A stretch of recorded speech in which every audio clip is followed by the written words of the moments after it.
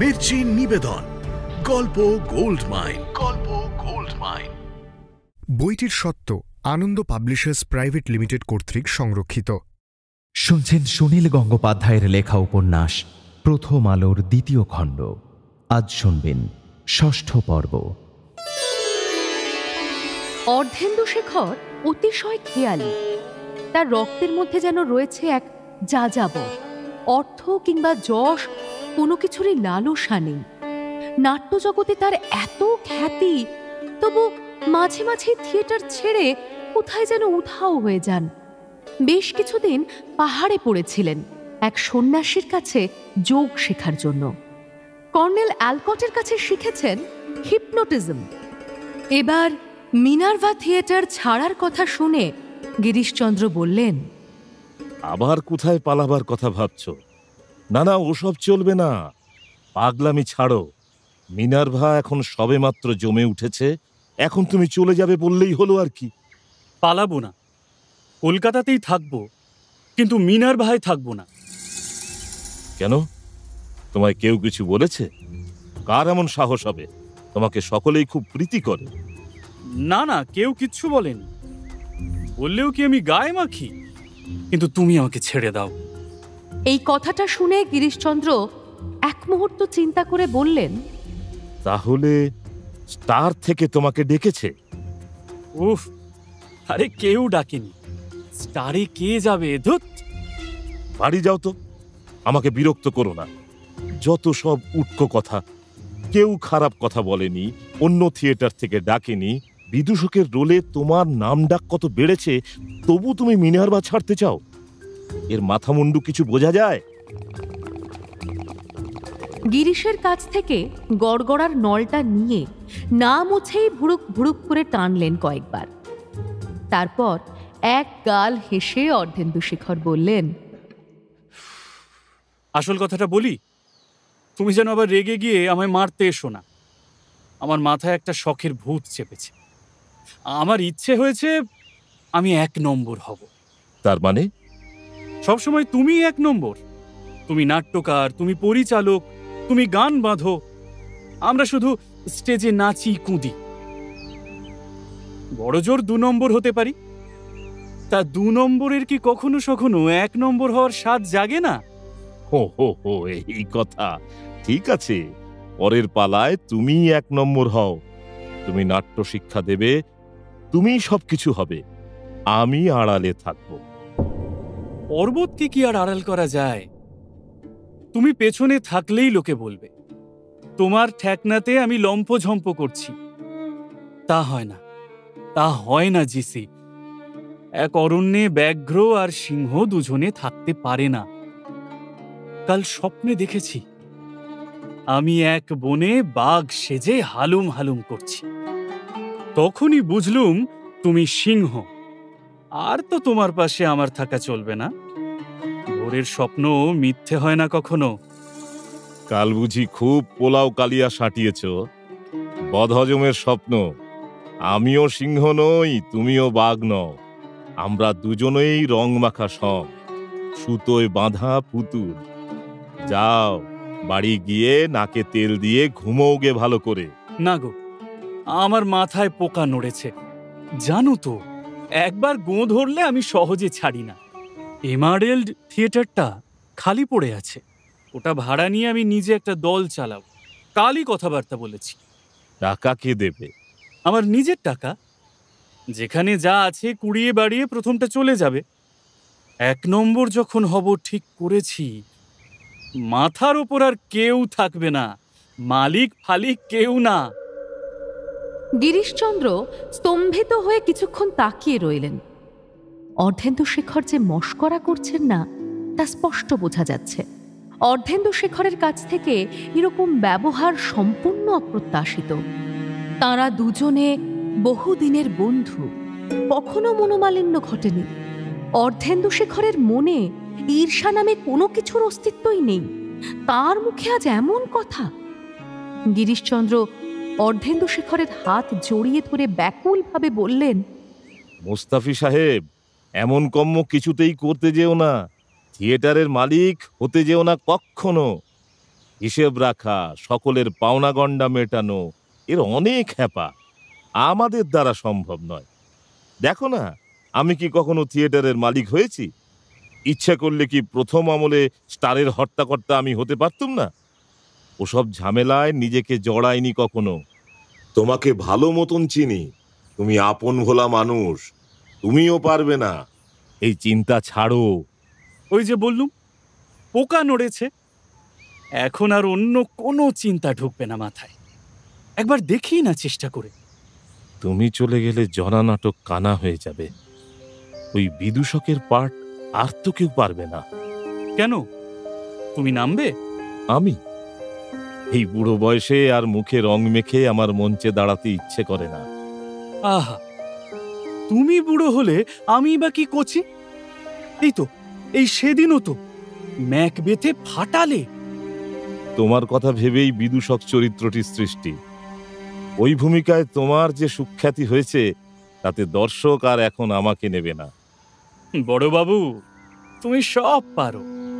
যে ডায়লগে আমি মানুষকে হাসাই, সেই ডায়লগেই তুমি মানুষকে কাঁদাবে। মিনার্ভায় জনা চলুক বা বন্ধ হয়ে যাক, সেসব ভেবে বলছি না সাহেব, তোমার সুরিদ হিসেবে বলছি। তুমি নিজে মালিক হয়ে থিয়েটার চালাতে যেও না, অন্য যা হয় ইচ্ছে করো। কিন্তু অনেক যুক্তি তর্কেও অর্ধেন্দু শেখরকে আর বোঝানো গেল না। গিরিশচন্দ্রকে বিদূষকের ভূমিকায় তৈরি হবার সময় দেওয়ার জন্য তিনি আর মাত্র 2টি রজনীর অভিনয়ে রাজি হলেন। তারপর থেকে তিনি এমারেল্ডে 1 নম্বর। মধ্যরাত পার হয়ে গেছে। একটু আগে এ বাড়ির সমস্ত ঘরের বাতি নিবেছে। কোথাও কোনো শব্দ নেই, শুধু জেগে আছেন রবি। রাত্রির পোশাক পরে দাঁড়িয়ে আছেন জানলার গরাদ ধরে। ক্রোধে তাঁর ব্রহ্ম তালু জ্বলছে, দপদপ করছে কপালের পাশের 2টি শিরা। বাইরের আকাশ মেঘলা, মাঝে মাঝে ঝলসে উঠছে বিদ্যুৎ। একটু পরে শোনা যাবে গুরু গুরু ধ্বনি।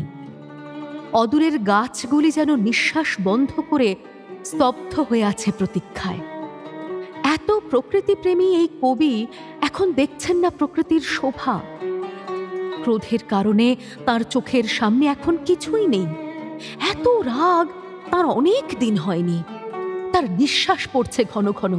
তিনি জানেন ক্রোধকে বেশি প্রশ্রয় দিতে নেই, তাতে যুক্তিবোধ ঝাপসা হয়ে যায়। এসব চেনেও রবি নিজেকে শান্ত করতে পারছেন না। জানালা ছেড়ে ঘরের মধ্যে পায়চারি করতে লাগলেন। একবার দরজা খুলে এলেন বাইরে। আজ বাতাসও থমথমে, শান্তির প্রলেপ দেবার মতন কিছুই নেই। লোকজনের সামনে যতই ক্রোধের কারণ ঘটুক কিংবা যতই অপমানিত বোধ করুন, রবি কিছুতেই তাঁর ক্রোধ বা ক্ষোভ প্রকাশ করতে পারেন না। যারা পারে, কিছুক্ষণ পরে তাদের মেজাজ সুস্থ হয়ে যায়। রবি লাজুক নন, কিন্তু কটু কথা কিছুতেই বেরোতে চায় না তার মুখ থেকে। রবি ভাবে, বিশেষত নিমন্ত্রিত হয়ে কোথাও গিয়ে কি দুর্ব্যবহার করা চলে? তাদের বংশের কেউ কখনো এমন কিছু করবে না। অন্য নিমন্ত্রিত কেউ যদি উল্লুকের মতন ব্যবহার করে, তবে সেটা তার বংশের দোষ, শিক্ষার দোষ। অথচ এরাই আবার শিক্ষিত বলে গর্ব করে, ডিগ্রিধারী, তকমাধারী। মুখে বলতে না পারলেও লিখে প্রকাশ করলে মনের জ্বালা মেটে। রবি এর মধ্যে কাগজ কলম নিয়ে বসেও ছিলেন, কিন্তু মনের একাগ্রতা আসেনি। ক্রুদ্ধ মেজাজ নিয়ে কবিতা লেখা উচিত না। রবি আগে কয়েকবার লিখেছেন বটে, কিন্তু বুঝতে পেরেছেন তাতে কবিতার মান ঠিক থাকে না। ক্রোধ, ক্ষোভ, ঈর্ষা, বক্রোক্তি, কারুর প্রতি ব্যক্তিগত অসূয়া নিয়ে রসসাহিত্য হয় না। মনকে সব থেকে মুক্ত করে নিতে হয়। এবার উড়িষ্যায় এসে বারবার তার মন বিগড়ে যাচ্ছে। উপলক্ষ যদিও জমিদারি প্রদর্শন, আসল উদ্দেশ্য হল ভ্রমণ, প্রকৃতির মধ্যে নিমজ্জন এবং বন্ধু সংসর্গ উপভোগ। এমন মহান সুন্দর সমুদ্র, রবি মহাসমুদ্র পাড়ি দিয়ে ইউরোপ ঘুরে এসেছেন 2 বার। আরব্য সাগরের তীর থেকে এসেছেন বারবার। কিন্তু পুরীর সমুদ্রের যেন তুলনা হয় না। বেলাভূমিতে দাঁড়ালে অবিরাম তরঙ্গমালার রূপ দেখতে দেখতে যেন ফেরানো যায় না চোখ। কিন্তু পুরীতেই একটি বিশ্রী অভিজ্ঞতা হয়েছিল। কটকে এসে আবার সমুদ্র নিয়ে একটা কবিতা লেখার কথা মাথায় এসেছিল, কলমের মুখে এসে হারিয়ে যাচ্ছে সেই ভাব। বিক্ষিপ্ত মন নিয়ে কি কবিতা লেখা যায়? শুধু চিঠিতেই খুলে বলা যায় মনের কথা। কাকে চিঠি লিখব? একজনকেই শুধু লিখতে ইচ্ছে করে, ইন্দিরা, তার বিবি, বাবি, বব। ইন্দিরা প্রতিদিন অপেক্ষা করে রবির চিঠির জন্য। রবির মনে পড়ে তার উন্মুখ চাহনি, তার ব্যাকুলতা। কিন্তু এমন তিরিক্ষি মেজাজ নিয়ে ইন্দিরাকেও চিঠি লেখা যায় না। এবার যাঁদের কাছে আতিথ্য নিয়েছেন সেই বিহারীলাল গুপ্ত ও সৌদামিনী দেবীর সৌজন্য ও যত্ন তুলনাহীন। কিন্তু তারা বারবার একটা ভুল করছেন। বিহারীলালের ধারণা, রবীন্দ্রবাবু ওড়িশায় এসেছেন, এটা একটা বিশেষ ঘটনা, সুতরাং তা অনেককে জানানো দরকার। রবীন্দ্রবাবু একজন প্রসিদ্ধ কবি এবং সুগায়কও বটে, উচ্চবংশের সন্তান এবং জমিদার। তার সঙ্গে অনেকেই পরিচিত হলে খুশি হবে। রবির পুরীতে সমুদ্র স্নান করে এবং বেলাভূমিতে ঘন্টার পর ঘন্টা শুয়ে বসে থেকে চমৎকার সময় কাটছিল। পুরী তাঁর এমন পছন্দ হলো যে রবি এখানে একটা বাড়ি বানাবেন বলে ঠিক করে ফেললেন। একটা বেশ ছোট বাংলো প্যাটার্নের বাড়ি, সেখানে এসে থাকবো মাঝে মাঝে।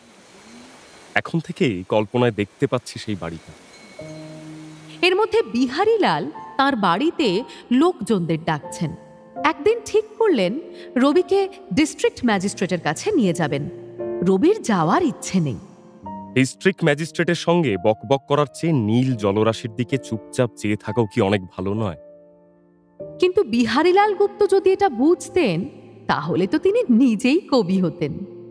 বিহারীলাল রবিকে বোঝালেন, রবিবাবু, আপনি যখন জমিদার হিসেবে পরিদর্শনে এসেছেন তখন ডিস্ট্রিক্ট ম্যাজিস্ট্রেটের সঙ্গে একবার অন্তত সৌজন্যমূলক সাক্ষাৎকারটা বিশেষ জরুরি।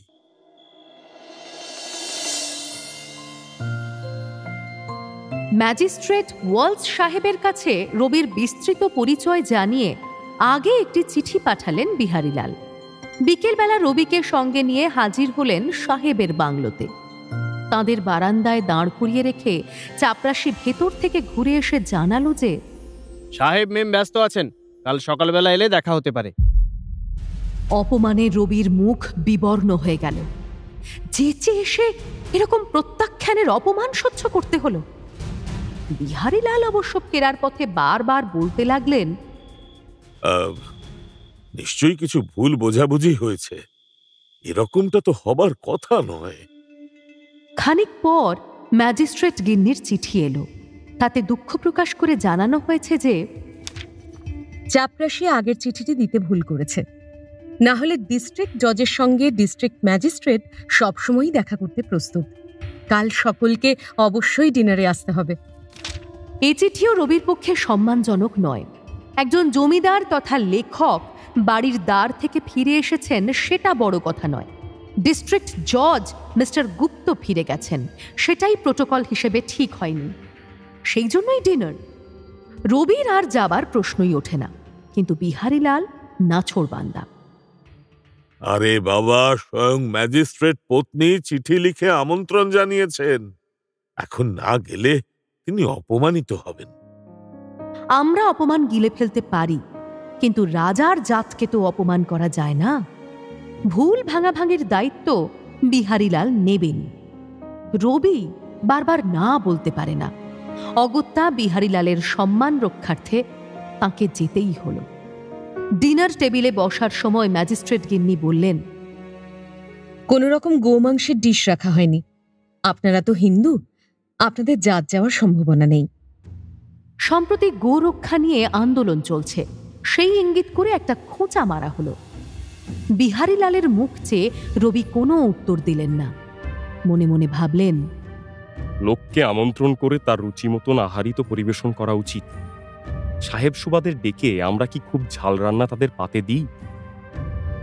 ম্যাজিস্ট্রেট সাহেব আবার গান করেন। খানিকটা সুরাপানের পর তিনি গান জুড়ে দিলেন। বিহারী লালই বা ছাড়বেন কেন? তার সঙ্গেই এই তরুণ জমিদারটি যে একজন প্রসিদ্ধ গায়ক, সে কথা বলতে লাগলেন সাতকাহন করে। রবি বারবার বিহারীলালকে ভুরুর ইঙ্গিতে নিষেধ করতে লাগলেন। এখানে গান গাইবার তার বিন্দুমাত্র ইচ্ছে নেই। বিহারীলাল বুঝছেনই না। ম্যাজিস্ট্রেটের যুবতী শালিকা বিস্মিত চোখে বলল, রিয়েলি ইনি একজন সিঙ্গার? আমি কখনো ইন্ডিয়ান সং শুনিনি। রবিকে গাইতেই হলো। এমন অনিচ্ছুকভাবে তিনি জীবনে কখনো গান করেননি। রবির মুখে একটা তিক্ত স্বাদ লেগে রইল। বাড়ি ফিরে সে বিহারীলালকে দৃঢ় স্বরে জানিয়ে দিল, আর কোনো ইংরেজ রাজপুরুষের সঙ্গে আমি দেখা করতে মোটেই রাজি নই। জমিদারি কাজের জন্যও ওদের সংস্পর্শে যাওয়ার কোনো প্রয়োজন নেই। কটকে ফিরে আসার পর আরো বিপত্তি ঘটল। আজই সন্ধ্যের ঘটনায় রবি এত ক্রুদ্ধ হয়েছেন যে তা কিছুতেই ভুলতে পারছেন না। বিহারীলাল বাড়িতে লোকজনেদের না ডেকে পারেন না। মানুষজনেদের না খাইয়ে সৌদামিনীরও তৃপ্তি নেই।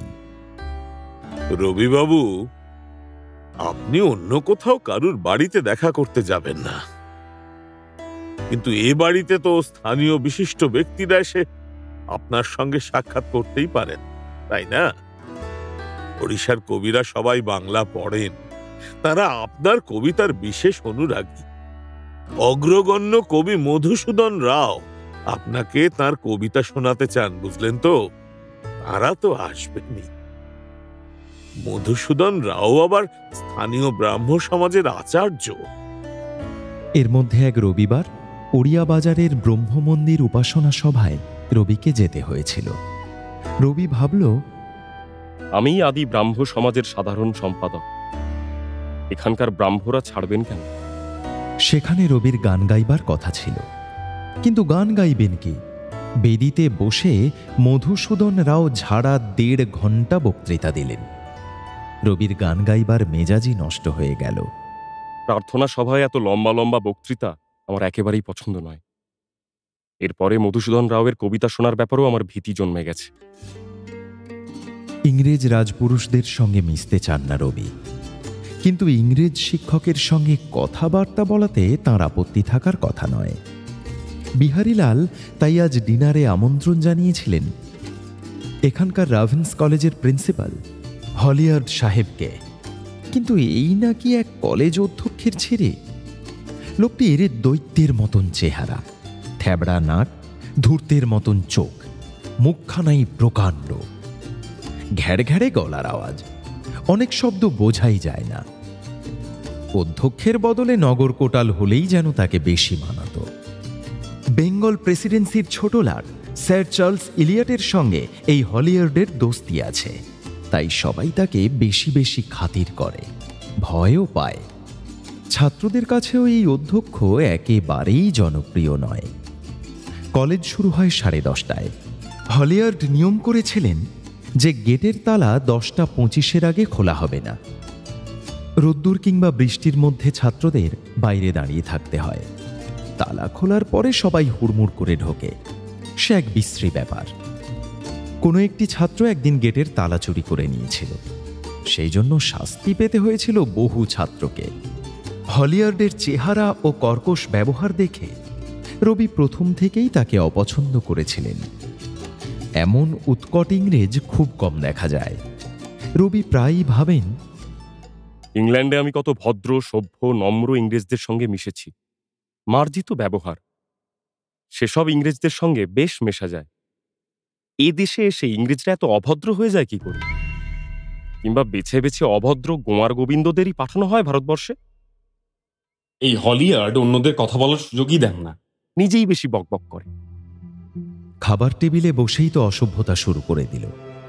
এ বাড়িতে রবি প্রধান অতিথি, তার সঙ্গে পরিচয় করবার জন্যই সবাইকে আমন্ত্রণ জানানো হয়েছে। কিন্তু হলিয়ার্ড রবিকে পাত্তাই দিল না। কে একজন বাংলা কবিতা লেখে কি না লেখে তাতে তার কিচ্ছু যায় আসে না। একবার সে শুধু রবিকে বলল, তুমি ইংলিশে কিছু লেখার চেষ্টা করো না। তারপরেই চলে গেল প্রসঙ্গান্তরে। এই আসরে সে একমাত্র ইংরেজ, সুতরাং তার কথাই শেষ কথা। ইংরেজদের মহলে এখন মুখ্য আলোচনার বিষয় দুটি: গরুর মাংসের মতন একটি সুখাদ্য খাওয়া হবে কি হবে না তা নিয়ে নেটিভদের মধ্যে ঝগড়া মারামারি, আর দ্বিতীয়টি হল বিচার ব্যবস্থায় জুরি প্রথা। খাবার টেবিলে বসে সুরায় চুমুক দিয়ে হলিয়ার্ড বিহারীলালকে জিজ্ঞেস করল, বিহারীলাল বাবু, তুমি তো একজন জজ, তুমি এই জুরি ব্যবস্থা সম্পর্কে কি বলো? মিস্টার হলিয়ার্ড, ইংল্যান্ডে যদি এই জুরি ব্যবস্থা থাকতে পারে তাহলে ভারতেই বা তা থাকবে না কেন? আইন তো একই।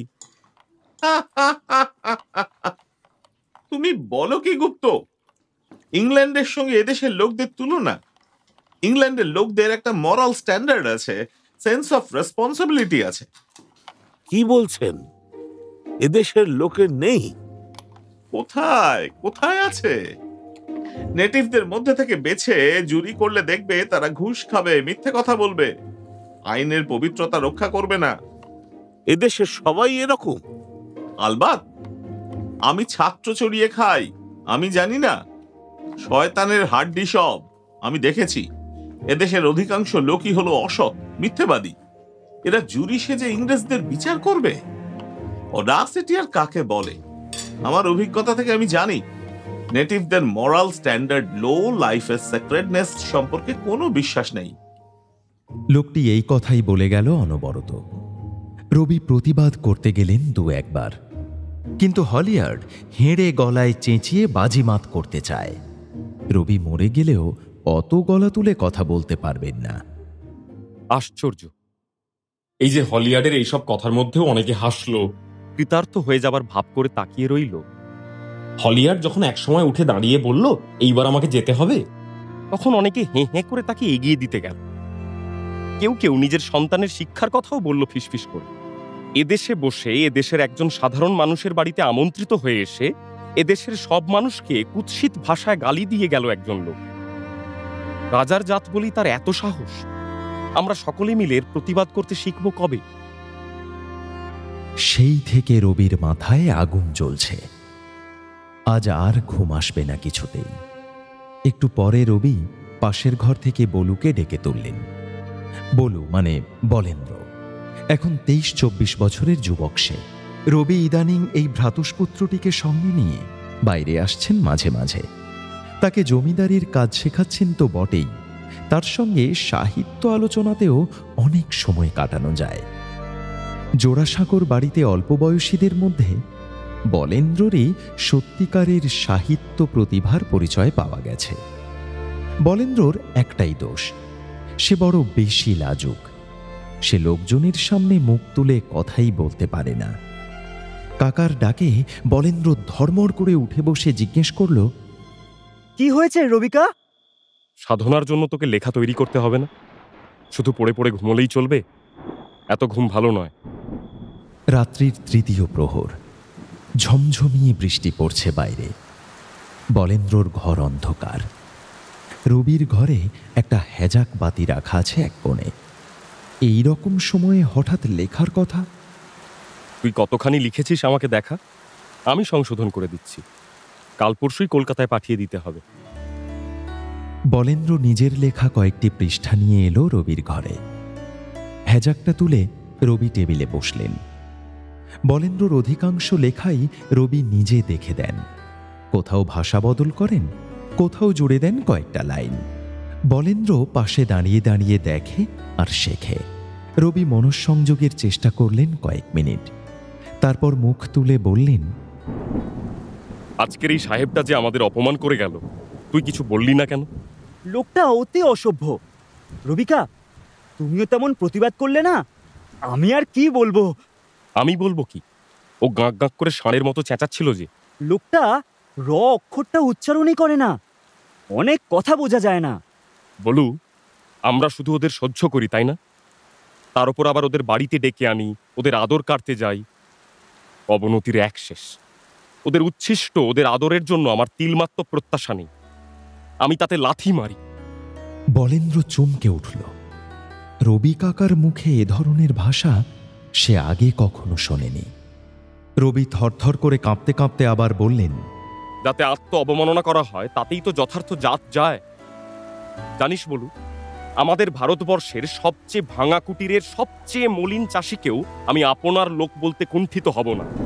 আর যারা ফিটফাট কাপড় পরে ডগা ঠাকায় আর আমাদের নিগার বলে, তারা যতই সভ্য, যতই উন্নত হোক, আমি যদি কখনো তাদের কাছাকাছি যাবার জন্য লোভ করি, তাহলে যেন আমার মাথার ওপর জুতো পড়ে। রবিকা, রবিকা! এই লোকটার কথা শুনে আমার যে কিরকম করছিল তোকে কি বলবো। আমার বুকের মধ্যে রক্ত একেবারে ফুটছিল। এখনো আর থাক রবিকা, এখন আর ও নিয়ে ভেবো না। তুমি বরং একটা গান গাও। এখানে আর একদিনও থাকবো না। কালই আমরা বালিয়া চলে যাব। এখানে আর আমার গান আসবে না। ক্রোধের নিবৃত্তি হল বালিয়াতে গিয়ে। সেখানে কদিন ধরেই অশ্রান্ত বৃষ্টি। জমিদারের কাজকর্ম সেরে ফেরার পথে ভুবনেশ্বরের মন্দিরগুলি, উদয়গিরি, খণ্ডগিরি দেখে আবার চলে এলেন কটকে। ভারতের মহান ঐতিহ্যের এই শিল্প নিদর্শনগুলি দেখার পর রবির মন থেকে সব গ্লানি দূর হয়ে যায়।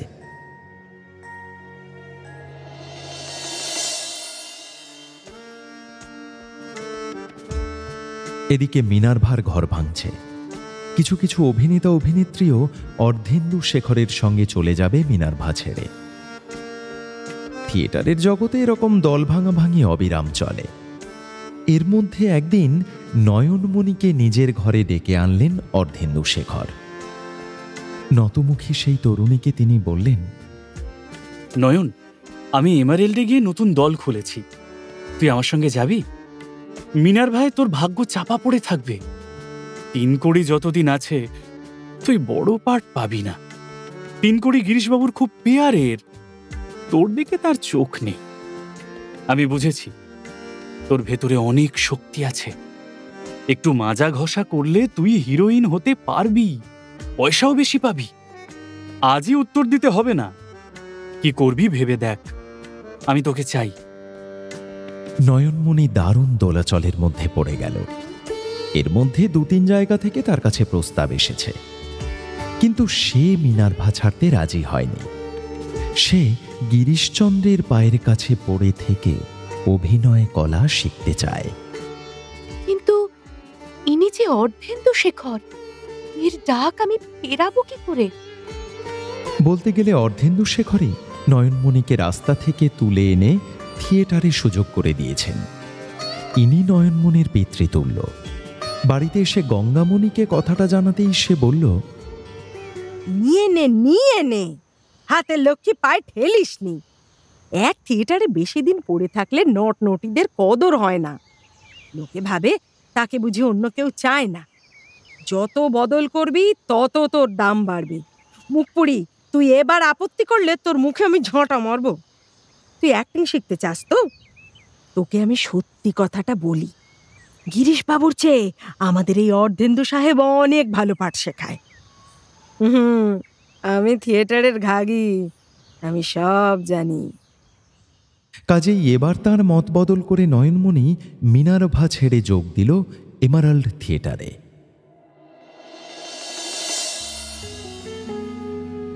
দ্বারিকা আর জাদুগোপাল অনেক দিন পর 2 বন্ধুতে দেখা। কলেজ জীবন থেকে বহুদূর সরে এসে দুজনেই এখন প্রতিষ্ঠিত। দ্বারিকা এখন ছোটখাটো জমিদার, তবে খুলনা জেলায় সে তার জমিদারি দেখতে বছরে 1-2 বার যায় মাত্র। অধিকাংশ সময়ই কলকাতায় থাকে। দ্বারিকার সাহিত্য সাধনার শখ ছিল, সেই জন্য সে নবজ্যোতি নামে একটি পত্রিকার মালিক হয়েছে। সেখানে সে অমিত্রাক্ষর ছন্দে নিজের কবিতা প্রকাশ করে। জাদুগোপালেরও উচ্চাকাঙ্ক্ষা মিটেছে অনেকখানি। সে বিলাতে ব্যারিস্টারি পড়তে গিয়েছিল ঠিকই, পাশ করে ফিরে সে হাইকোর্টের সঙ্গে যুক্ত হয়েছে। ঠাকুর বাড়ির একটি কন্যাকে বিবাহের স্বাদও মিটেছে তার। রানী রাসমুনির বাড়ির কাছাকাছি একটি বাড়ি ভাড়া নিয়ে সে এখন প্র্যাকটিস জমাতে ব্যস্ত। দ্বারিকানাথের তুলনায় জাদুগোপালেরই কবিত্ব শক্তি অনেক বেশি ছিল, কিন্তু সে আর একেবারেই কবিতা রচনা করে না। আইনের কচকচির মধ্যে কবিতার স্থান কোথায়? বন্ধুদের সঙ্গে রসালাপের সময় অবশ্য সে এখনো মাঝে মাঝে গান গেয়ে ওঠে। মেডিকেল কলেজের বিপরীত দিকে প্রতাপ চাটুর্যের গলিতে বঙ্কিমচন্দ্র একটি বাড়ি করেছেন। সেই বাড়ির সদরের সামনে বিকেলবেলা দুই বন্ধু মুখোমুখি হয়ে গেল। শীতকাল শেষ হয়ে গিয়েও হঠাৎ কদিন আবার একটু ঠান্ডা পড়েছে। দ্বারিকানাথের তসরের পাঞ্জাবের ওপরে একটি বহুমূল্য কাশ্মীরি শাল জড়ানো, তার মুখে বেশ পুরুষ্টু গোঁ। জাদুগোপালের অঙ্গে বিলাতি পোশাক। বঙ্কিমবাবু কয়েকদিন ধরে বেশ অসুস্থ। তাঁর বহু ভক্ত, বন্ধু ও শুভার্থীরা উদ্বিগ্ন হয়ে খবর নিতে এসেছেন। বৈঠকখানা ও বাড়ির অন্দরে খুব ভিড়। কুশল আদান প্রদানের পর জাদুগোপাল জিজ্ঞেস করল, কিরে দ্বারিকা, তুই কি তোর পত্রিকার জন্য লেখার তাগাদা দিতে এসেছিস নাকি? অসুস্থ মানুষটাকেও ছাড়বি না? না রে ভাই, উনি অনেকদিনই লেখা ছেড়ে দিয়েছেন। তুই জানিস না, আমার কাগজে উনি একটাও লেখা দেননি। তোকে উনি কত স্নেহ করতেন। ছাত্র বয়স থেকেই তোর এখানে যাতায়াত ছিল, তবু তোকে লেখা দেননি? আরে আমি তো কোন ছাড়। আচ্ছা, চাকরি থেকে রিটায়ার করার পর উনি একটাও উপন্যাস লিখেছেন? কতজন কত পীড়াপিড়ি করেছেন তার ঠিক নেই। জন্মভূমি পত্রিকার সম্পাদক ওকে একটি নতুন উপন্যাসের জন্য 500 টাকা দিতে চেয়েছিলেন। আমি নিজে সেদিন উপস্থিত ছিলাম। এদিকে বঙ্কিমবাবু অরাজি হওয়ায় সেই সম্পাদক আরও টাকা বাড়াতে চাইলেন, কিন্তু ওর সেই একই গো। গড় গড় করে নল টানতে টানতে বলতে লাগলেন, না না, আমার দ্বারা হবে না। 500 টাকা তো কম নয়। এর আগে অত টাকা কেউ দিয়েছে উপন্যাসের জন্য? 500 কি বলছিস? জন্মভূমির সম্পাদক চলে যাবার পর আমি বললাম, জ্যাঠামশাই, আপনাকে আমি 1000 টাকা দেব। ওই প্রাচীন ভারত নিয়ে একটা উপন্যাস লেখার কথা আপনি একসময় বলতেন না, সেটা লিখে দিন না, তাতে আমার কাগজ দাঁড়িয়ে যাবে। উনি কি উত্তর দিলেন জানিস? সেই একইভাবে গড়গড়ার নল মুখে দিয়ে টানতে টানতে বললেন, দ্বারিকা, তুই যদি কালীঘাটে নিয়ে আমাকে বলি দিতে চাস তাতেও রাজি আছি, কিন্তু আমাকে আর লিখতে বলিস না। বয়স তো ওর বেশি নয়, 55-56 হবে বোধহয়। এর মধ্যেই সাহিত্য সম্রাট অবসর নিতে চাইলেন কেন? রাজা বাদশারা তো কেউ অবসর নিতে চান না। ওর মন ভেঙে গেছে। স্বর্ণকুমারী দেবী কতবার এসেছেন, ওর নাতিদের জন্য কত খেলনা দিয়েছেন, তবুও ভারতীর জন্য লেখা পাননি।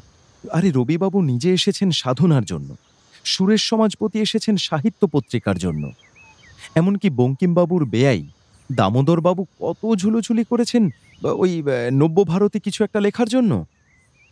সবাইকেই উনি বলেছেন, আমি আর পেরে উঠব না। আসলে ওর মেয়ের মৃত্যুর পর উনি যেন গুটিয়ে নিয়েছেন নিজেকে।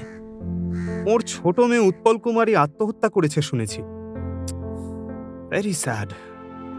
দ্বারিকা এদিক ওদিক দেখে নিয়ে গলা নামিয়ে ফিসফিস করে বলল,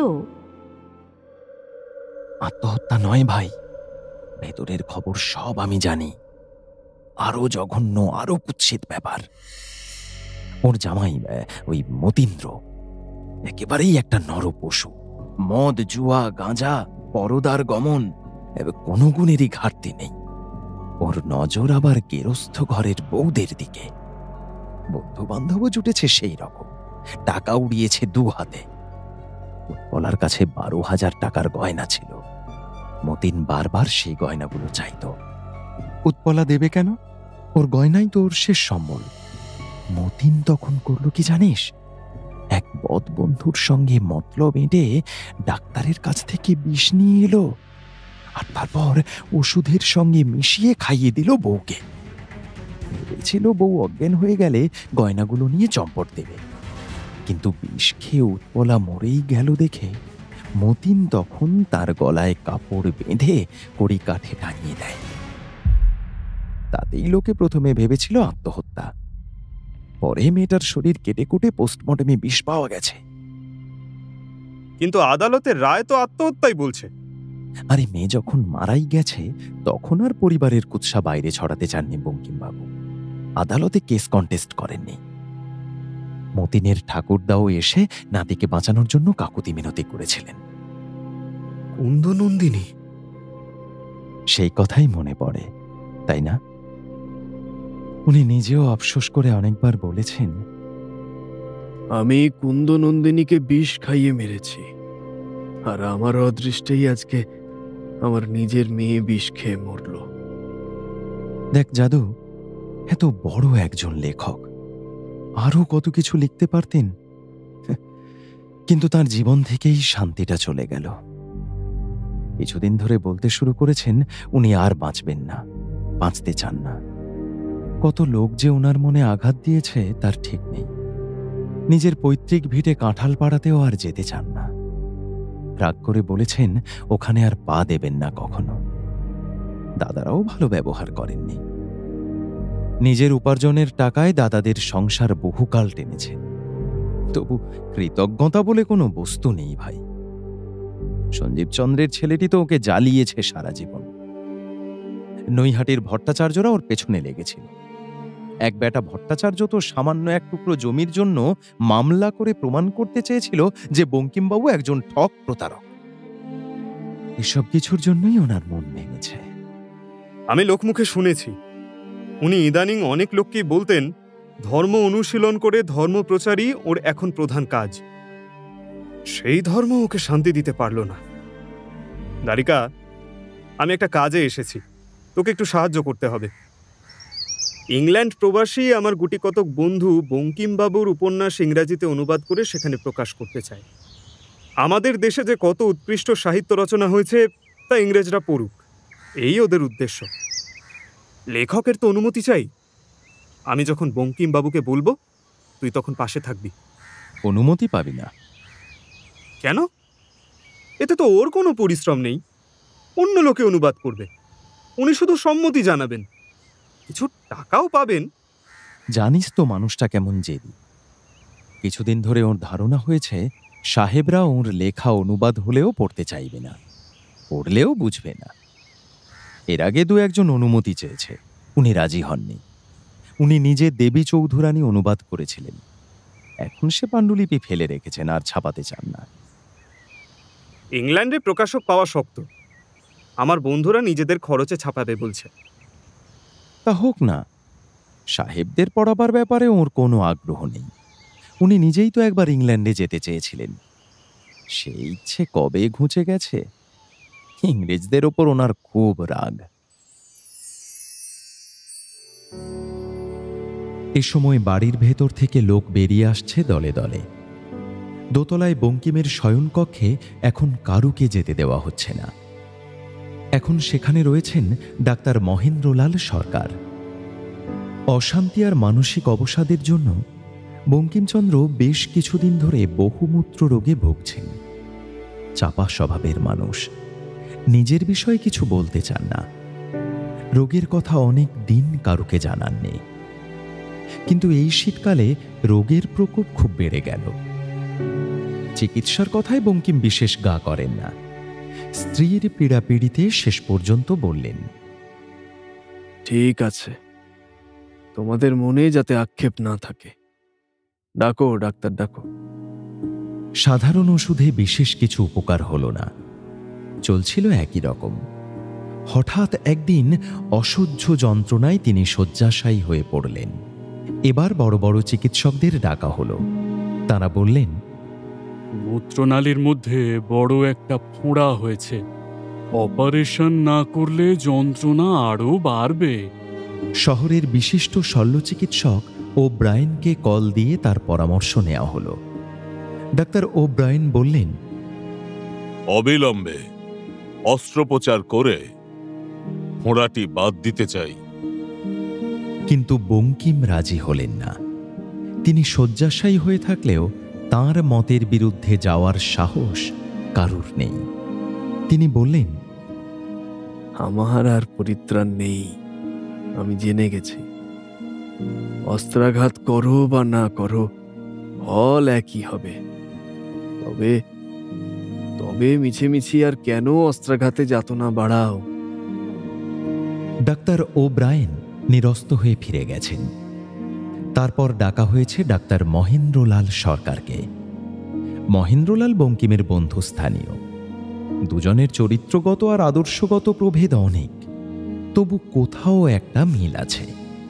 দুজনেই দেশের মানুষের উন্নতির কথা চিন্তা করেছেন। সমাজ জীবনে ধর্মের ভূমিকা নিয়ে দুজনের মধ্যে তর্ক প্রায়ই বেঁধেছে, কিন্তু সাধারণ মানুষের মধ্যে যে বিজ্ঞান চেতনা জাগানো দরকার, এ বিষয়ে বঙ্কিম মহেন্দ্রলালের সঙ্গে একেবারেই একমত। মহেন্দ্রলালের বিজ্ঞান সংস্থার জন্য চাঁদা তোলায় সাহায্য করেছেন বঙ্কিম। এদেশের ধনীরা পুতুলের বিয়ে কিংবা পোষা বাঁদরের বিয়েতে লক্ষ লক্ষ টাকা ব্যয় করে, অথচ বিজ্ঞান সংস্থা পরিচালনায় সাহায্যের জন্য মুষ্টিও খোলেন না। এ নিয়ে তীব্র বিদ্রূপের কষাঘাত করেছেন তিনি। অসহ্য যন্ত্রণায় বঙ্কিম কয়েকদিন ধরেই তন্দ্রাচ্ছন্নের মতো রয়েছেন।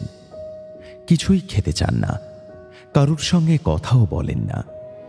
মহেন্দ্রলাল আসার পর অবশ্য উঠে বসেছিলেন, কথাও বললেন অনেকক্ষণ। কক্ষের মধ্যে তখন আর কারুকে থাকতে দেননি। বেশ কিছুক্ষণ অপেক্ষা করার পর যাদুগোপাল বলল, আমি চলি রে দ্বারিকা, আর থাকতে পারছি না। আরে ধৈর্য হারাচ্ছিস কেন? একটু অপেক্ষা কর। ডাক্তার চলে গেলে আমি ঠিক একবার উপরে গিয়ে ওকে প্রণাম করে আসব। তখন তুই তোর প্রস্তাবটা পেড়ে দেখ।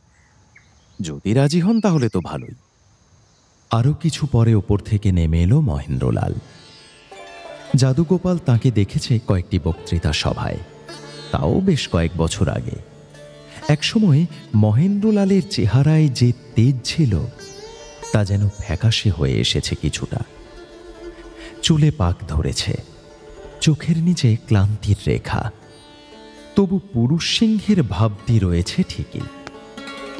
সিঁড়ি দিয়ে নামলেন দপদপিয়ে।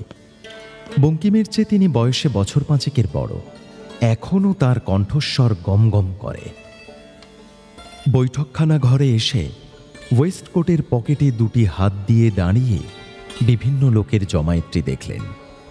তারপর এটা যেন তার নিজের বাড়ি, এই ভঙ্গিতে বললেন, আপনারা অপেক্ষা করছেন কেন?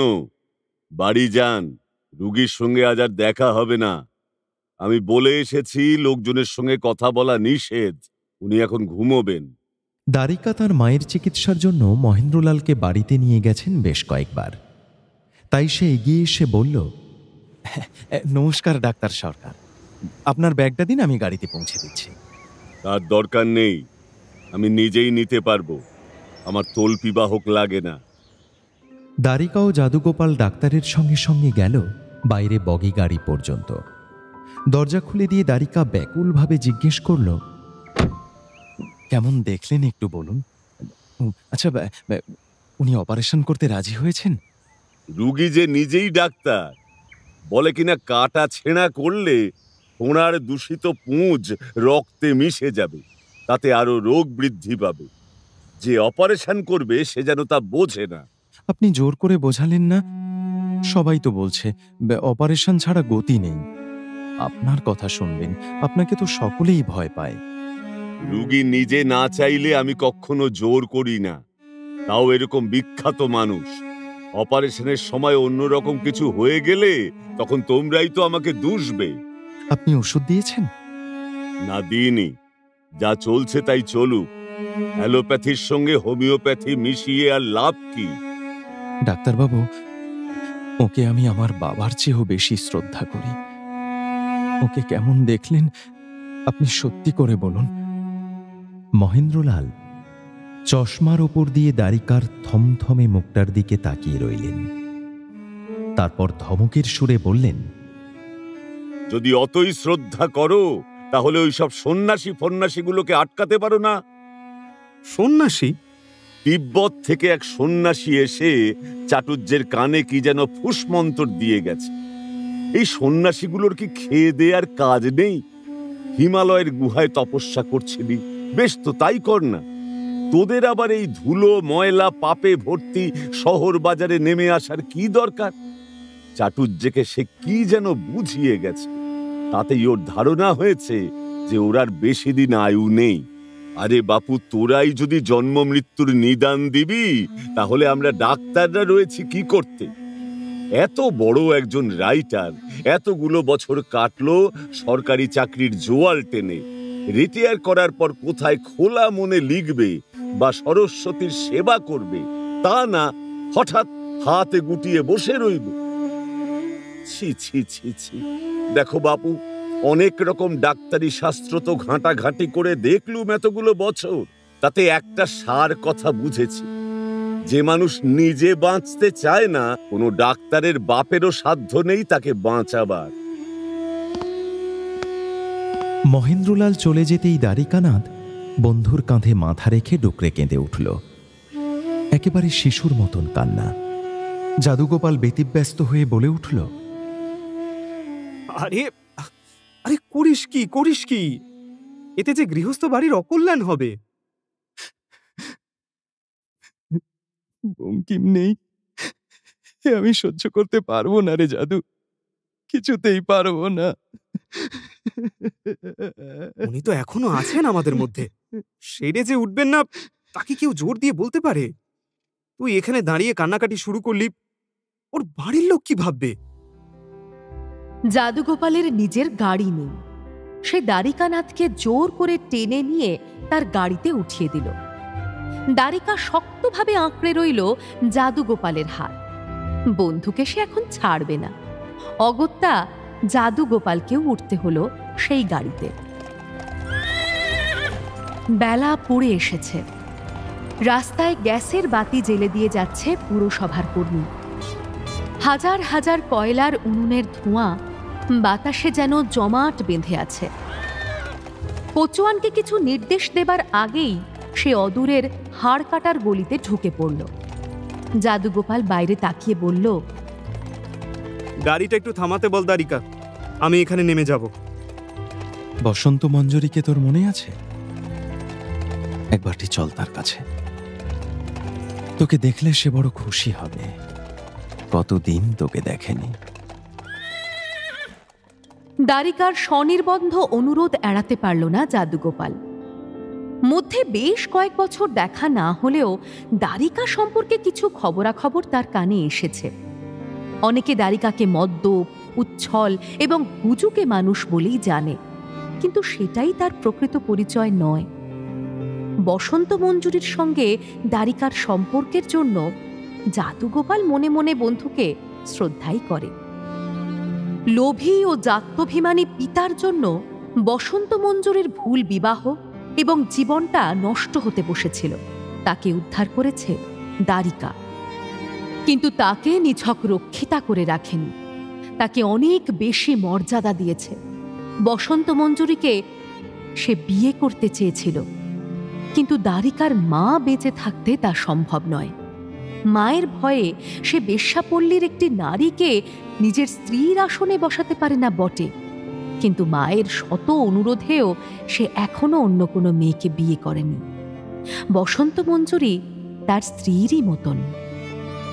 নৈতিকতার বাধায় জাদুগোপাল এসব পল্লীতে কখনো প্রবেশ করে না, তবু বসন্ত মঞ্জুরিকে একবার দেখার কৌতূহল হলো তার। অল্প বয়সেই বসন্ত মঞ্জুরি তাদের কৃষ্ণনগরের বাড়িতে খেলা করতে আসত। সিঁড়ি দিয়ে উঠতে উঠতে দ্বারিকা বলল, জানিস, বাঁশির একটা অদ্ভুত শক্তি আছে, ও ভবিষ্যৎ দেখতে পায়। এখনো পায় বুঝি? বাচ্চা বয়সেই ও বিচিত্র সব কথা বলতো। একবার শীতকালে আমাদের ঠাকুর দালানে খেলা করতে করতে ও ঝড় আসছে বলে চেঁচিয়ে উঠল। আকাশে মেঘের চিহ্ন মাত্র ছিল না। শীতকালে ঝড় উঠবেই বা কেন?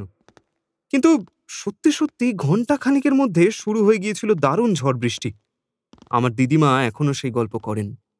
দিদিমার মতে কোনো কোনো পশু পাখি নাকি ঝড় বা ভূমিকম্পের কথা আগে থেকেই টের পেয়ে যায়। কি জানি, কোনো কোনো মানুষ বোধহয় পায়। একদিন আমাকে বলল, তুমি মাংস খেও না, তোমার আজ অসৌচ। শুনে আমি বললাম, চুপ কর, ও আবার কি অলক্ষণে কথা। ওমা, পরদিনই তার এলো। দেশের বাড়িতে আমার এক কাকা মারা গেছেন। এরকম আরো বেশ কয়েকবার হয়েছে। ও কি নিজের ভবিষ্যৎ দেখতে পায়? না, ও নিজের কথা কিছু বলে না। দুই বন্ধু যখন দরজার কাছে এসে দাঁড়ালো, তখন বসন্ত মঞ্জুরি মেঝেতে বসে একটা তানপুরা নিয়ে তন্ময় হয়ে গান গাইছে। ওরা দুজনে চুপ করে বসে গানটা শুনল। ভাঙা ভাঙা গলা বসন্ত মঞ্জুরির। এই গান যেন সে শুধু নিজের জন্য গাইছে।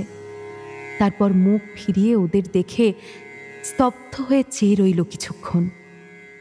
কত বৎসর পর জাদুগোপালকে দেখল সে, চিনতে তার একটুও দেরি হয়নি।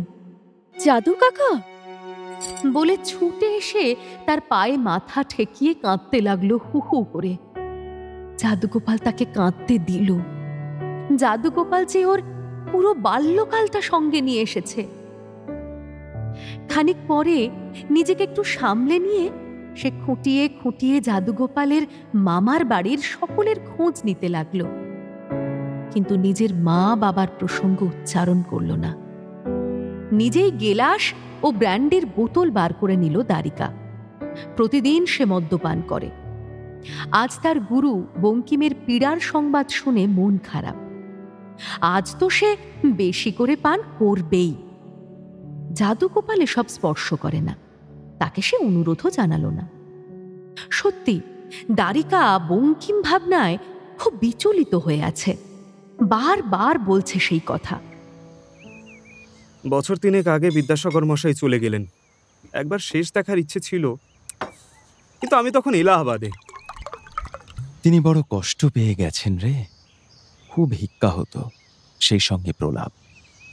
শেষ মুহূর্তের কিছু আগে বাকরুদ্ধ হয়ে গিয়েছিল। দু চোখ দিয়ে জল গড়াচ্ছিল অনবরত। কি বলতে চাইছিলেন কে জানে। কথাগুলো বলতে বলতে হঠাৎ সচকিত হয়ে দ্বারিকা বলল, সেই দিনটার কথা আমার স্পষ্ট মনে আছে। 13ই শ্রাবণ আমরা দুজন একটা থিয়েটার দেখতে গিয়েছিলাম। ফিরে এসে অনেক রাত পর্যন্ত গল্প করেছি ছাদে বসে। বাঁশি গান গাইছিল। একজন মহাপুরুষ আমাদের ছেড়ে চলে যাচ্ছেন ওই আকাশে। ওই যে যাচ্ছেন। পরদিনই শুনি রাত 2:30টার সময় বিদ্যাসাগর মশাই শেষ নিঃশ্বাস ফেলেছেন। তুই কি করে বলেছিলি রে বাঁশি? কে জানে, কেমন যেন দেখতে পেলাম একটা জ্যোতি। অন্য কোনো দিন তেমন দেখি না। বাঁশি, বঙ্কিমচন্দ্রের খুব অসুখ। সবাই খুব ভয় পাচ্ছে। আচ্ছা, তুই বলতে পারিস তিনি আর বাঁচবেন কিনা? বসন্ত মঞ্জুরির মুখে একটা কালো ছায়া পড়ল। সে ব্যস্তভাবে বলে উঠল, না না না, আমি কি করে বলবো? আমিও সব জানি না। আমি তো তেনাকে কখনো চোখেও দেখিনি। তুমি তো বিদ্যাসাগর মশাইকেও কখনো দেখোনি। বসন্ত মঞ্জুরি হাত জোর করে কপালে ঠেকিয়ে বলল, হ্যাঁ দেখেছি, তাকে একবার দেখেছি। তা ঠিক। ওকে নিয়ে আমি একবার ফরাসডাঙ্গায় গিয়েছিল। তখন বিদ্যাসাগর মশাইও স্বাস্থ্য ফেরাবার জন্য ফরাসডাঙ্গায় ছিলেন। রোজ প্রাতঃভ্রমণে বেরোতেন। আমরা দুজনে গিয়ে পায়ে হাত দিয়ে প্রণাম করেছি।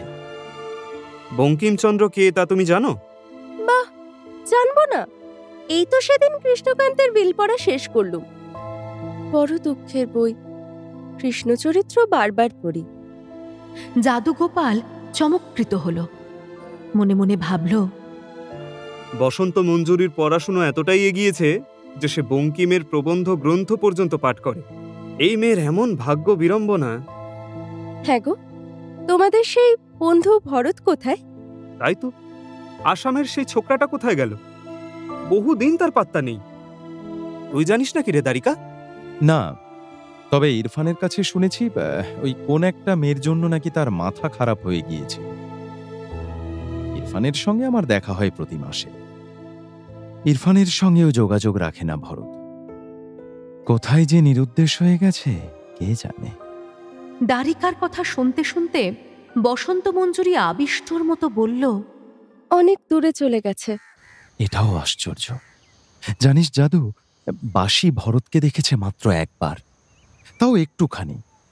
তবু ও ভরতের কথা প্রায়ই জিজ্ঞেস করে। প্রথম প্রথম আমার বেশ হিংসে হতো, এখন অবশ্য মনে হয় ৬-৭ বছর যার দেখা নেই, সেরকম একজন হারিয়ে যাওয়া মানুষকে হিংসে করাটাও ছেলে মানুষই।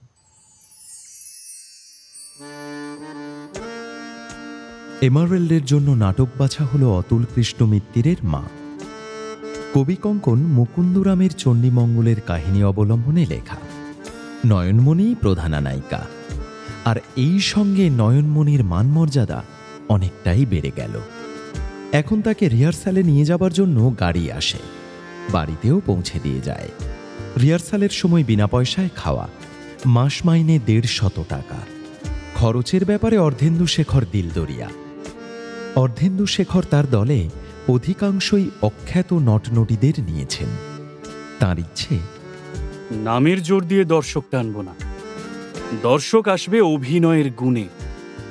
আমি সকলকে এমনভাবে তৈরি করব যেমনটি আগে কেউ কখনো দেখেনি। এমনিতে অন্য সময় ভালো মানুষ, কিন্তু রিহার্সালের সময় অর্ধেন্দু শেখর যেন সত্যিই বাঘ। কারুর টু শব্দটি করার উপায় নেই। রিহার্সাল চলছে সামনে দুজনকে নিয়ে, পেছনে তখন কেউ একজন অন্যকে ফিসফিস করে বলল, এই এক খিলি পান দিবে? অমনি অর্ধেন্দু শেখর হাত তুলে মহড়া বন্ধ করে দিয়ে বললেন, থামো গো, ওদিকে বাবুদের কিসব কথাবার্তা হচ্ছে, আগে শেষ হোক, তারপর আবার শুরু করা যাবে। কেউ একজন উঠে গেল, সামান্য পায়ের শব্দ হয়েছে। অমনি অর্ধেন্দু শেখর গর্জন করে উঠলেন, আর কে কে উঠে যাবেন? যান যান, ইচ্ছে না হলে বসে থাকার দরকার নেই। নয়নমণিও বকুনি খেয়েছে, তবে মাত্র একবার। ব্যোমকেশ নামে একটি ছোকরা মেয়েদের সঙ্গে বড় দুষ্টুমি করে। রিহার্সালের সময় সকলের একাগ্রতার সুযোগ নিয়ে সে মেয়েদের আঁচল টেনে ধরে। একদিন নয়নমণির সে ঠিক পিছনে বসেছে। মেঝেতে ছড়ানো নয়নমণির আঁচল ধরে গোপনে সে একটু একটু করে টানছে।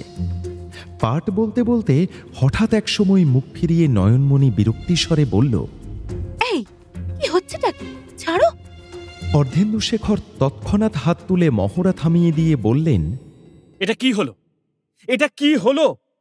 এটা কি হচ্ছে? ছাড়ো, এ কি সংলাপের মধ্যে আছে? নয়নমণি চুপ করে গেল। অন্যের নামে নালিশ করা তার স্বভাব নয়। উত্তক্ত হয়ে সে কথা বলে ফেলেছে, তা বলে ব্যোমকেশকে সে শাস্তি দেওয়াতে চায় না।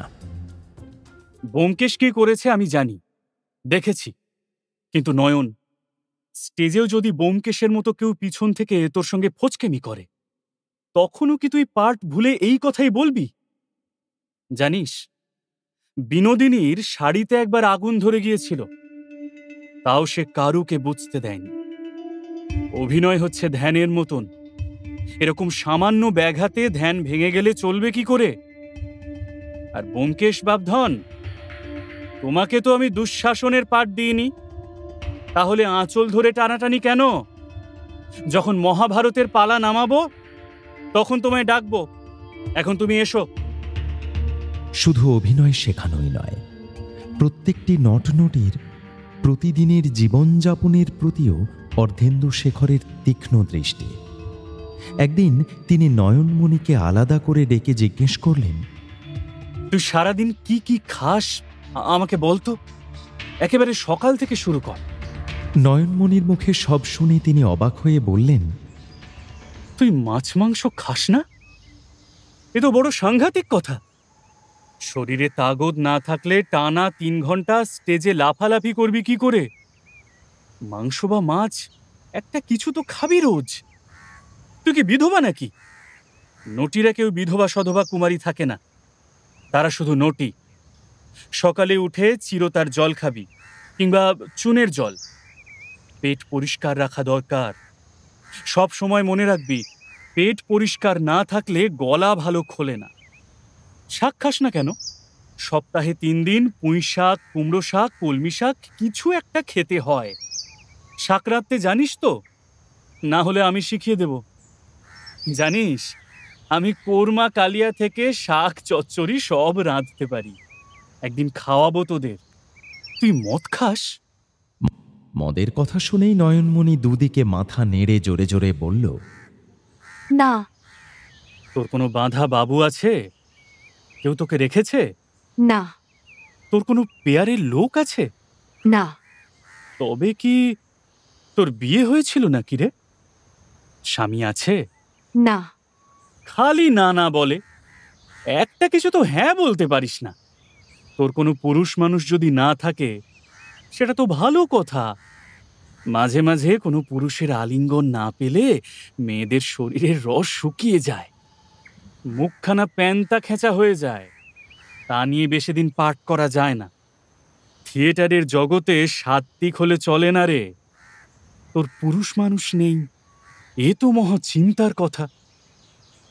এই বুড়ো বয়সে আমি তো তোর নাগর হতে পারি না। তাহলে কি এই ব্যোমকেশটার উপর তোর মন মজেছিল?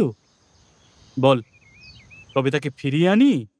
নয়নমণি শেষ কথাটা শুনে এবার হেসে ফেলে বলল, আপনি তাকে ফিরিয়ে আনুন। সে নাকি রোজ গেটের বাইরে দাঁড়িয়ে কাঁদে। তবে আমার জন্য নয়, আমার একজন আছে। সাধারণত 10-12 দিন রিহার্সেল দিয়েই একটা নাটক শুরু হয়ে যায়, কিন্তু অর্ধেন্দুশেখর মাসের পর মাস রিহার্সেল চালিয়ে গেলেন। তবু নাটক মঞ্চস্থ হবার নাম নেই। সবকিছুই একেবারে নিখুঁত না হলে অর্ধেন্দুশেখরের মনে ধরে না। এদিকে টাকা পয়সা খরচ হচ্ছে জলের মতো। ব্যোমকেশ ফিরে এসে একটা ছোট্ট ভূমিকা পেল বটে, কিন্তু সে নয়নমণির পেছনে লেগে রইল। এখন আর সে অন্য মেয়েদের আঁচল ধরে টানে না।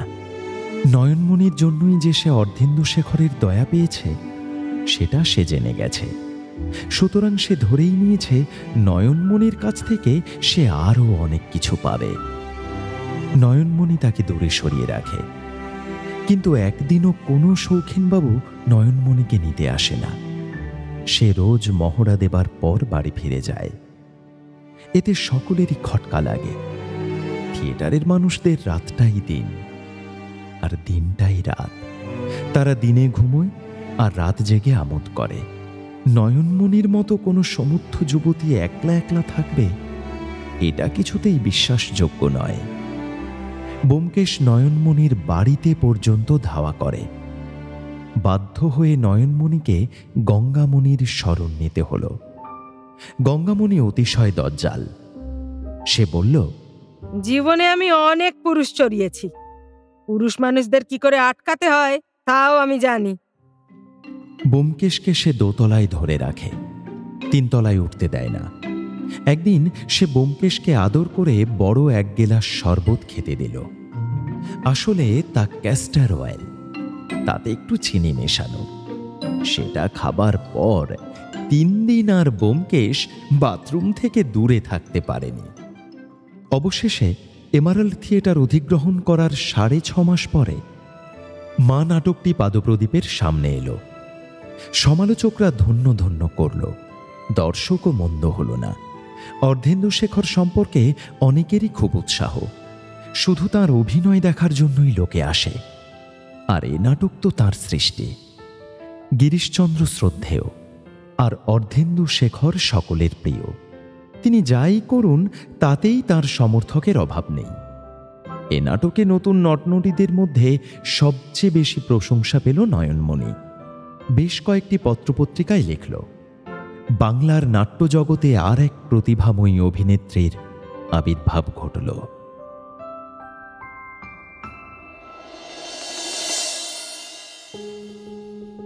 দ্বারিকা প্রতিদিন বঙ্কিমের স্বাস্থ্যের খবর নিতে যায়। একদিন পাওয়া গেল সুসংবাদ, অস্ত্রোপচারের দরকার হয়নি, ফোঁড়াটি নিজে নিজেই ফেটে গেছে। বঙ্কিম অনেকটা সুস্থ বোধ করছেন। দ্বারিকার খুশি আর ধরে না। একদিন সে বঙ্কিমের শয্যার কাছে গিয়ে তার পা জড়িয়ে ধরে বসে রইল অনেকক্ষণ। বঙ্কিম বালিশে ঠেস দিয়ে বসেছেন। তার এই ভক্তটির পাগলামি দেখে মৃদু হেসে বললেন, কিরে, তুই কি এখনো আমাকে দিয়ে উপন্যাস লেখাবার আশা ছাড়িসনি? হ্যাঁ, আপনাকে আবার লিখতেই হবে। আমার কাগজে না হয় ভারতী কিংবা সাহিত্যে লিখুন। বাংলা ভাষা আপনার কাছ থেকে আরো অনেক কিছু প্রত্যাশা করে। একজন লোক বঙ্কিমের কতগুলি ছবি নিয়ে এসেছে। ফটোগ্রাফ নয়, বড় আকারের ছাপানো ছবি। বাজারে এই ছবি এক একখানা বিক্রি হচ্ছে 2 আনা দামে।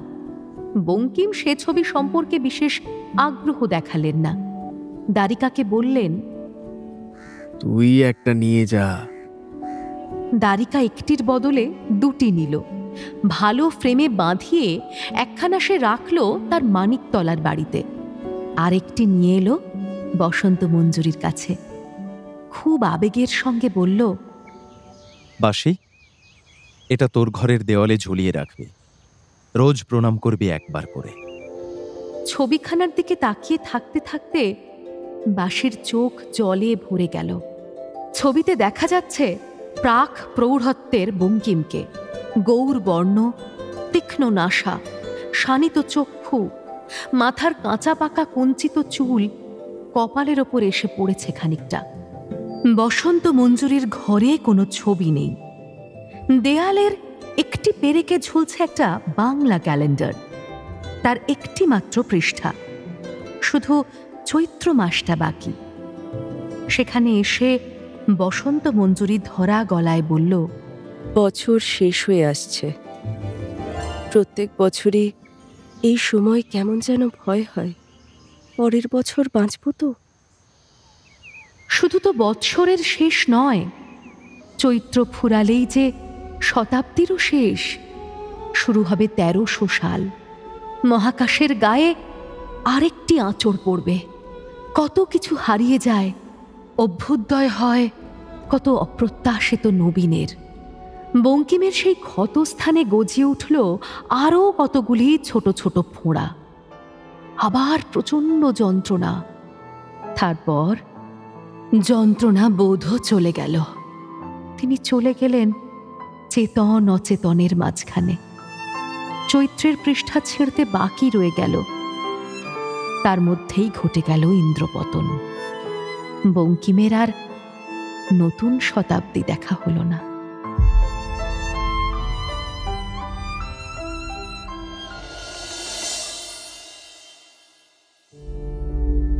এমারেল্ডে কিন্তু আয়ের যে ব্যয় বেশি হয়ে যাচ্ছে, অর্ধেন্দু শেখর সে হিসেব রাখছেন না। বছর ঘুরতে ঘুরতেই দেখা গেল তার অনেক দেনা হয়ে গেছে। গিরিশবাবু যা বলেছিলেন তা যেন অক্ষরে অক্ষরে মিলে যাচ্ছে। তবু হাল ছাড়লেন না অর্ধেন্দু শেখর। নিজের সর্বস্ব গেছে, এরপরেও থিয়েটার চালিয়ে যাবার সংকল্প নিয়ে তিনি একজন অংশীদার ঠিক করলেন। হরিশচন্দ্র মালাকার নামে এক ব্যক্তি অর্থ নিয়োগ করবেন। আয় ব্যয়ের হিসেব রাখার ভার তার উপর। তবে নাটক নির্বাচন বা প্রযোজনার ব্যাপারে তিনি মাথা গলাতে পারবেন না। হরিশচন্দ্রবাবু পাকা লোক, মুখের কথায় তিনি বিশ্বাসী নন। সবকিছু লেখাপড়ায় থাকা চাই। অভিনেতা অভিনেত্রীদের সঙ্গেও তিনি নতুনভাবে চুক্তি করিয়ে নিচ্ছেন। তিনি সঙ্গে এনেছেন একজন তরুণ ব্যারিস্টার। এই ব্যারিস্টারের নাম হলো যাদুগোপাল রায়। থিয়েটারের সব লোকজন অফিস ঘরে এসে চুক্তিপত্র সই করে যাচ্ছে। যাদুগোপাল বসে আছে একপাশে, নয়নমণির দিকে তাকিয়ে আছে অনেকক্ষণ। তার মক্কেলের অনুরোধে যাদুগোপালের মধ্যে মা নাটক দেখে গেছে একবার। পৌরাণিক নাটকে সাজগোজ করা নয়নমণির সঙ্গে আজকের 8 পৌরে শাড়ি পরা নয়নমণির অনেক তফাৎ। নয়নমণির সই হয়ে যাবার পর সেই কাগজটি হাতে তুলে নিয়ে যাদুগোপাল বলল, নয়নমণি দাসী। থিয়েটারের জন্য অনেকে নতুন নাম নেয়। আপনার আসল নাম কি? ওই একই নাম। ভুরু কুঁচকে আবার নয়নমণির মুখের দিকে তাকালো যাদুগোপাল। তারপর আস্তে আস্তে বলল, আমার স্মৃতিশক্তি খুব ভালো। আমি বিশ্ববিদ্যালয়ের পরীক্ষায় প্রথম হয়েছিলাম। আমি কিছুই ভুলি না। কলেজ জীবনে আমার এক বন্ধু ছিল, ভরত সিংহ।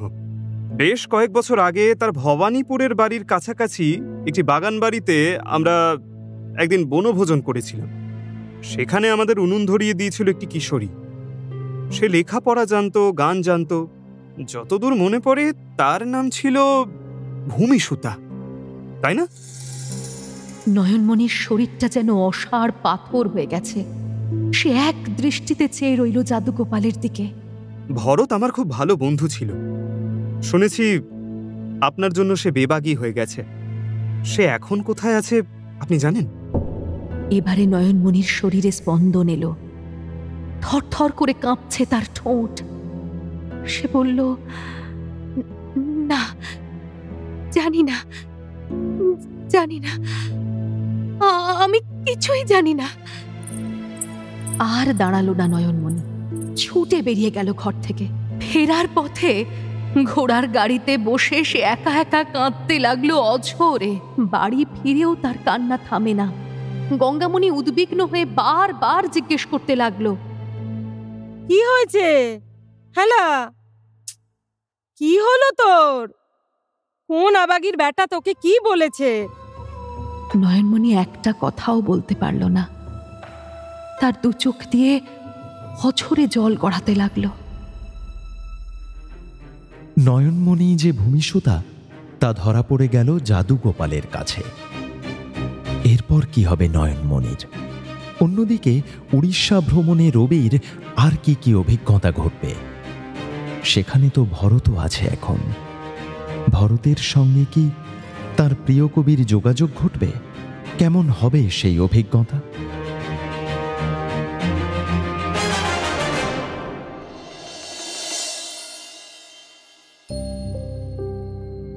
শুনলেন সুনীল গঙ্গোপাধ্যায়ের প্রথম আলো। আজ শুনলেন পঞ্চম পর্ব। উপস্থাপনায় শিবাশিস বন্দ্যোপাধ্যায়, নাট্যরূপ অর্পিতা চট্টোপাধ্যায়, পর্ব পরিচালনায় দেবলীনা আচার্য, আবহ সঙ্গীত কৌশিক দাস, সৃজনশীল পরিচালনা ইন্দ্রাণী চক্রবর্তী, প্রযোজনায় ভিজুয়াল অডিও। গল্প পাঠে স্পন্দন দাস এবং দেবশ্রী মুখার্জি।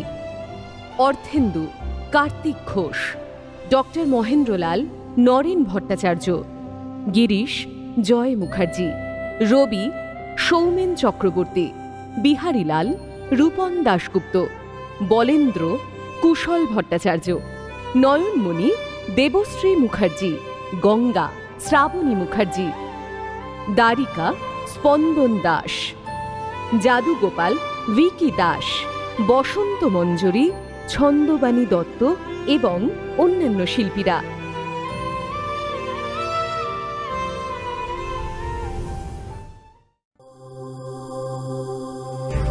মির্চি নিবেদন, গল্প গোল্ড মাইন।